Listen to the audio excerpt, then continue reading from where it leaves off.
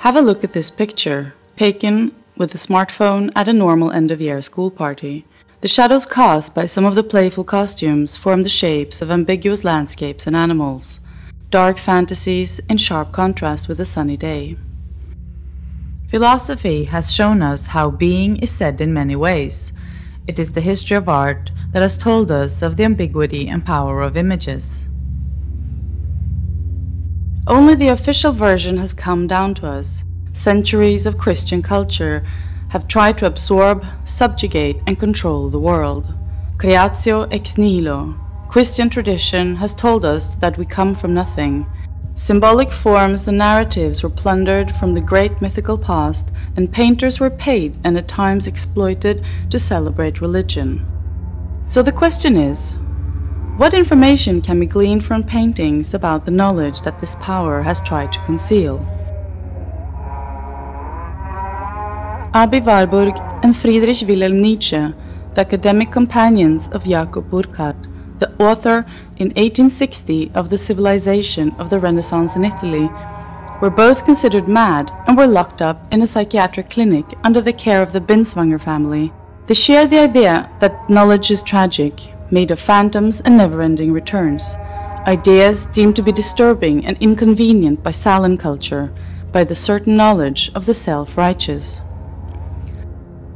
Through them we have inherited a system of knowledge based on investigation and comparison of sources, and it is thanks to this method that we have been able to decipher the otherwise indecipherable messages contained in many religious images.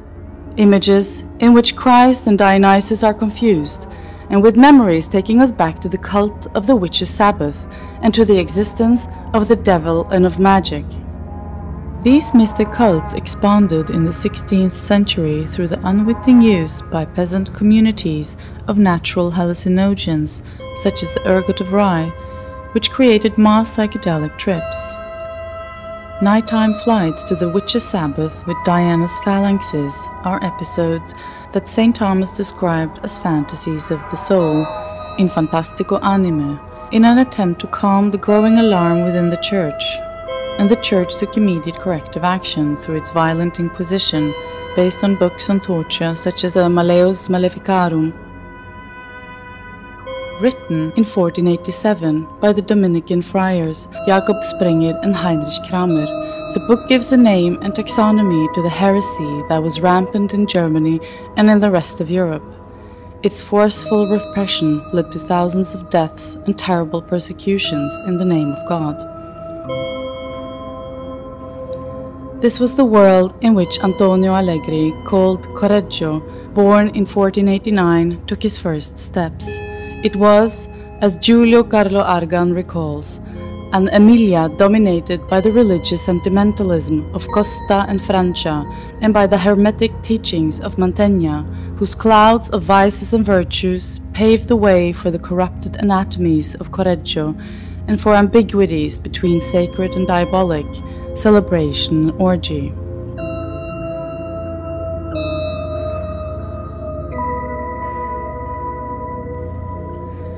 Carlo Ginzburg shows how during the famous trial of Carla Signorini held in Modena in 1518, it was quite clear that, especially in rural areas, religious faith was often mixed up with the elements of superstition and on occasion even with reminiscences of pre-Christian cults.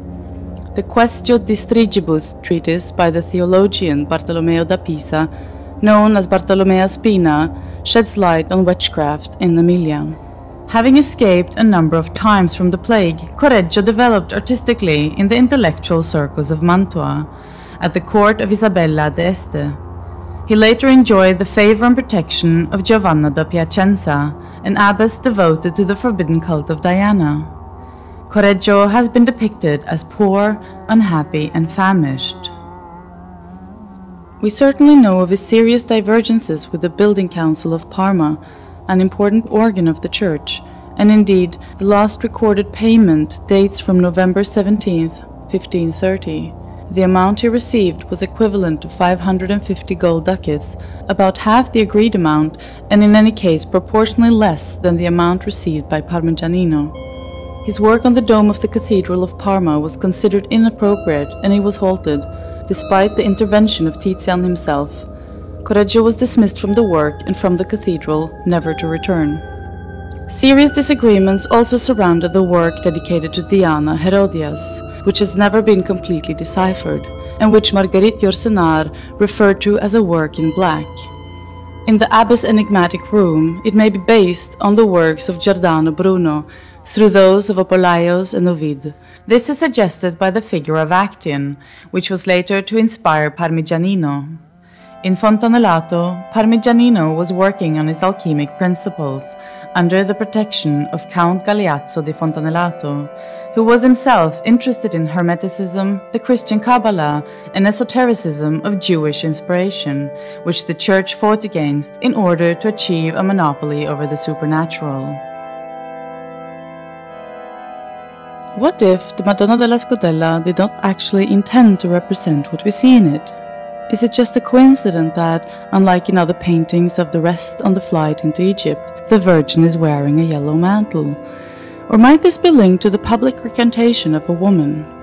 Inquisition documents mention a woman accused of witchcraft in Parma on December 17, 1508, who was later admitted back into the church but condemned to wear a yellow mantle over her shoulders.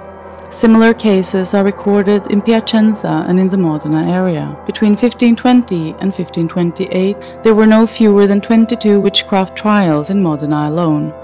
Research carried out in the Parma city archives by Luca Ceriotti and Federica D'Allasta show how the circulation of unorthodox messages was a significant phenomenon.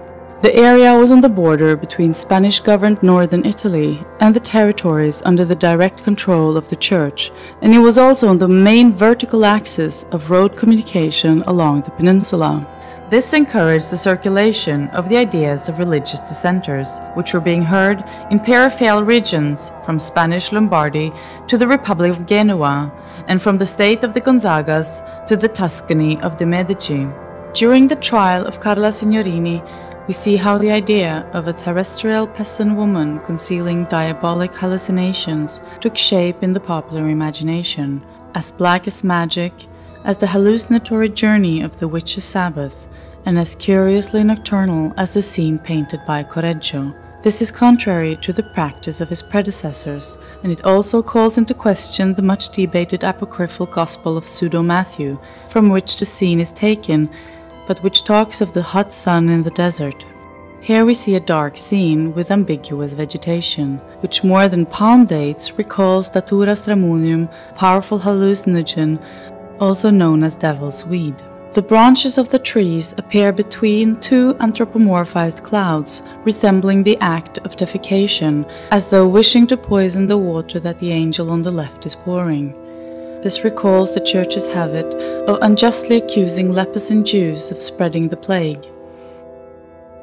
In the wake of the trial of bananas, in which it had been found, wrapped in an animal skin, a sculpture portraying a Jew or a Saracen defecating on the cross. The shift from pestilential vapor to the aerial journey of the Sabbath was accomplished. In his famous Levite, Vasari writes, simulating the night, friezes of lovely putti, and various fantasies of ancient sacrifices, or, as Mengs recalls in the historic recollections of Correggio, angels passing from cloud to cloud, of which the uppermost stares at the viewer, as in the subsequent allegory of Vice. A floating, like in old Armenian sermons, in which the demons of the air were invoked, passing the newborn baby from hand to hand until the moment of death. Vice, as in Mantegna's clouds, or in the demon in Giotto's cloud in Assisi. Children's bodies were used to make ointments for magical practices and metamorphoses. The liquid was poured into a flask and given to initiates on Sunday to drink before the consecration of the holy water. Before their master, future disciples would repudiate Christ and the faith, baptism, and the Catholic Church. They would then pay homage to the Magisterulo, or Little Master, as members of the sect called the Devil. The Modena document studied by Ginsburg shows us that in popular belief the devil appeared in the form of a boy or a child, and that all of nature had a diabolical and nocturnal side to it. as though traces of the devil could also be found in earthly things. This appears in the lower part of the painting, in which the shape of the soil appears to outline the demonic features we can see in a plasterwork by the Italian school made a few years previously. It is Mengs who focuses on the angel on the right-hand side, seen tying the donkey with such expressiveness and grace, possibly more than the situation warrants.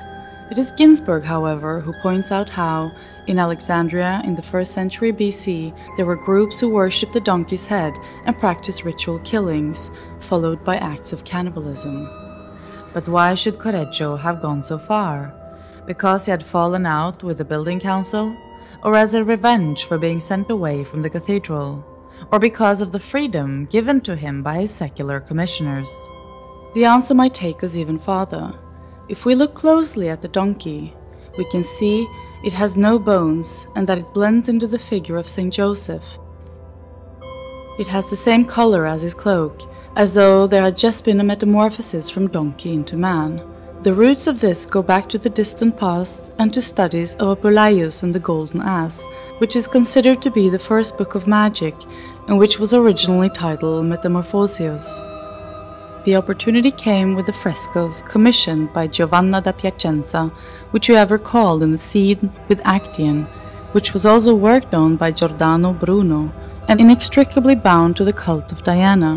What if the Madonna della Scodella was in actual fact the end of Lucius' metamorphosis into a donkey, a metamorphosis taking place through the ointment?